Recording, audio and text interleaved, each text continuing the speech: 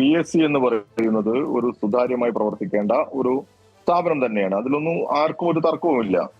ഇന്ത്യയിൽ കേരളത്തിലെ PSCക്കാണ് ഏറ്റവും കൂടുതൽ വിശ്വാസ്യതയുള്ളത്, ഏറ്റവും കൂടുതൽ നിയമനം കൊടുക്കാൻ സാധിക്കുന്നത്, ഏറ്റവും കാര്യക്ഷമമായി ഇടപെടുന്നതെല്ലാം.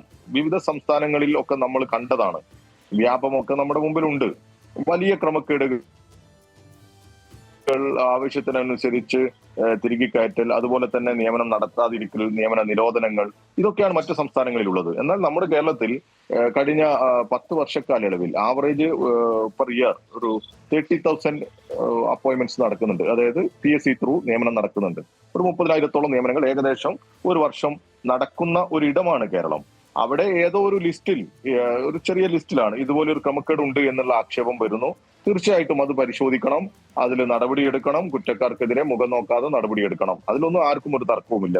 PSCയുടെ വിശ്വാസ്യത തകർക്കുന്ന ഒരു നടപടിയും ഒരാളുടെ ഭാഗത്തുനിന്ന് ഉണ്ടാവരുത്. കേരളത്തിലെ PSC അത്രയും സുതാര്യമായി വിശ്വസ്തയോടെ പ്രവർത്തിക്കുന്ന ഒരു സ്ഥാപനമാണ്. ഞങ്ങൾക്ക് അതിലൊരു എതിരഭിപ്രായവുമില്ല. ഇവിടെ കാണേണ്ടത് കഴിഞ്ഞ കാലയളവിൽ PSC ഏറ്റവും മാതൃകാപരമായി പ്രവർത്തിച്ചതാണ്. ഭാവിയിലും അതുപോലെ തന്നെ പ്രവർത്തിക്കേണ്ടതുണ്ട്.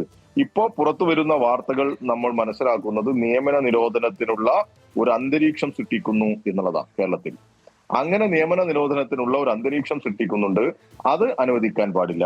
PSCക്കോ അല്ലെങ്കിൽ ഏതെങ്കിലും ഉദ്യോഗസ്ഥർക്കോ ഏതെങ്കിലും സംവിധാനത്തിനോ എന്തെങ്കിലും പാളിച്ചകൾ പറ്റിയിട്ടുണ്ടെങ്കിൽ, ക്രമക്കേടുണ്ടെങ്കിൽ അത് തിരുത്താനും അവരെ നിയമത്തിന് മുമ്പിൽ കൊണ്ടുവരാനും ഒക്കെ ഒരുപാട് മാർഗമുണ്ട്. ആ മാർഗം സ്വീകരിക്കട്ടെ, ആ രീതിയിലൊക്കെ വരട്ടെ.